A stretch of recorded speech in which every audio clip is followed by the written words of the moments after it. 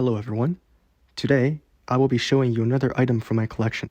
This one is going to be a little different as it isn't really a military item, although it is still related to the Second World War. What you see here is a Western Union telegram, and what makes it special is who it's addressed to, Cordell Hull, who was the US Secretary of State for most of World War II. In fact, Cordell Hull was the longest-serving Secretary of State in US history, a position he held from 1933 all the way up until 1944. The sender of the telegram is William G. Merchant, a somewhat well-known San Francisco architect who also served as the president of the San Francisco Downtown Association for a period of time. The telegram itself is just a fairly standard Western Union telegram from that era.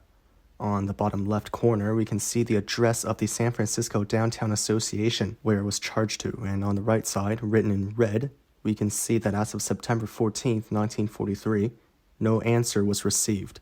On the back, there's some information on the terms, different types of services, as well as the rates.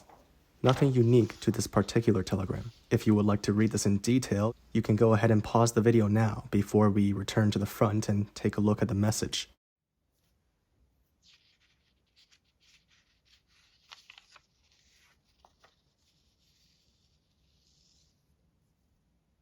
Now this telegram, while short, does contain some important information. In the telegram, William Merchant says, "Appreciate knowing your position with reference to war effort and relations this country with China on proposed repeal of Chinese Exclusion Act of 1882. Now, as the president of the San Francisco Downtown Association, U.S. relations with China would likely have been quite an important matter to William Merchant, as San Francisco had a huge Chinese population at the time. Back before the era of air travel, it was one of the main ports of entry for workers coming in from China, initially attracted by the California Gold Rush as well as the building of the Transcontinental Railroad. In order to get a better understanding of some of the things the telegram is talking about, for the next part of the video, I will very briefly talk about what happened in terms of Sino-US relations in 1943.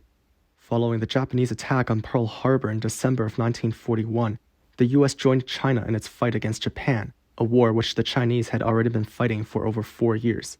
Although they were now fighting a common enemy, there was still a degree of resentment and distrust that the Chinese felt towards their Western allies, and with good reason.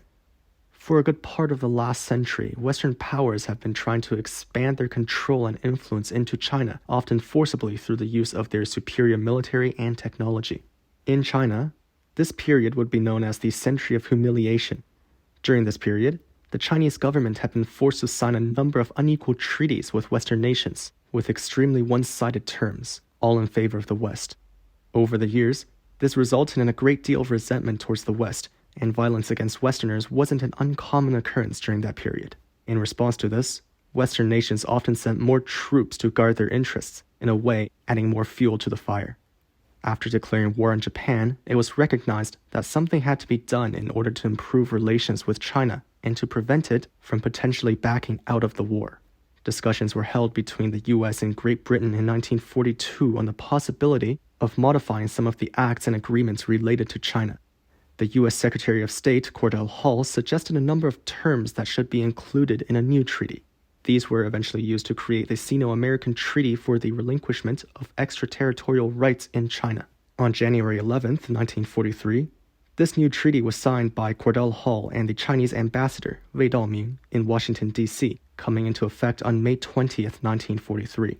Among the many terms of the treaty was the abolishment of U.S. extraterritoriality rights in China. While in China, U.S. citizens were now subject to Chinese law and were no longer exempt. Also, the U.S. agreed to give up control of its international settlements at places like Shanghai. Many other special privileges that the U.S. used to have in China, such as the presence of treaty ports, were done away with as well. The two nations also agreed that following the end of the war, the two countries were to negotiate treaties of friendship, commerce, and navigation. On the same day, in the Chinese wartime capital of Chongqing, a similar treaty was signed between the Chinese and the British, ending their extraterritoriality rights and control over most of their international settlements as well. In order to further improve relations, it was proposed to repeal the Chinese Exclusion Act of 1882, which is what the telegram mentioned. This act, signed in 1882, prohibited all immigration of Chinese laborers for 10 years. Due to the wording of the act, it was extremely difficult for the Chinese to prove that they were not laborers, meaning it was extremely difficult for any Chinese person to enter the US. Furthermore, Chinese immigrants were now considered permanent aliens and would be unable to obtain American citizenship. This act also greatly affected Chinese people already living in the US, as many found it impossible to reunite with their families. Although initially intended to last only 10 years, by 1902, however, it had become permanent. The proposed repeal of this act was also known as the Magnuson Act.